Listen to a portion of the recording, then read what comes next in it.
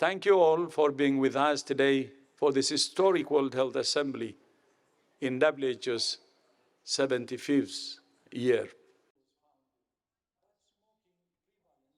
Over the past 3 years, COVID-19 has turned our world upside down. Almost 7 million deaths have been reported, but we know the toll is several times higher, at least 20 million. The pandemic has caused severe disruption to health systems, severe economic, social, and political upheaval. To be clear, COVID-19 is still with us. It still kills. It's still changing, and it still demands our attention. But it no longer represents a public health emergency of international concern. The end of COVID-19 as a global health emergency is not just the end of a bad dream from which we have woken. We cannot simply carry on as we did before. Chief among those lessons is that we can only face shared threats with a shared response. Like the WHO Framework Convention on Tobacco Control, the pandemic accord that member states are now negotiating must be a historic agreement to make a paradigm shift in global health security, recognizing that our fates are interwoven.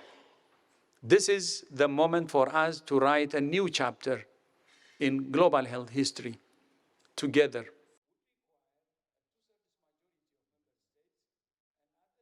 In the 3/4 of a century since WHO was founded, the world has seen major improvements in health.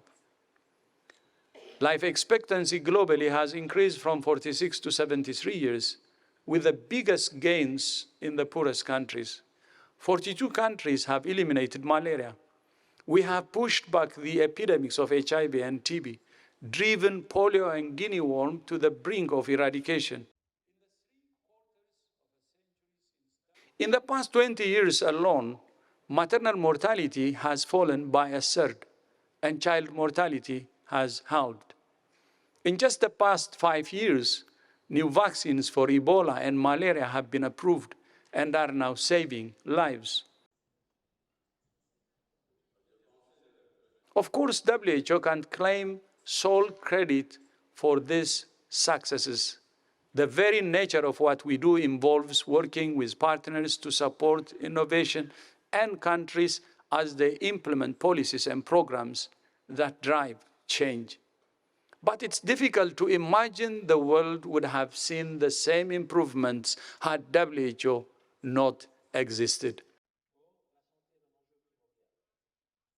The challenges of today are very different from those we faced in 1948. Non-communicable diseases now account for 70% of all deaths globally. Tobacco still kills 8.7 million people every year. Obesity rates have skyrocketed. The COVID-19 pandemic highlighted the huge burden of mental health disorders and the weaknesses of health services. Antimicrobial resistance threatens to unwind centuries of medical progress. Vast disparities persist in access to health services between and within countries and communities. And the existential threat of climate change is jeopardizing the very habitability of our planet. Over the past 20 years, the world's expectations of WHO have grown enormously, but our resources have not. That there is the challenge of being a technical scientific organization in a political and increasingly politicized environment. These are daunting and complex challenges. We will not solve them at the World Health Assembly, and we may not solve them in our lifetimes. But bit by bit, we're building a road that our children and grandchildren will walk down, and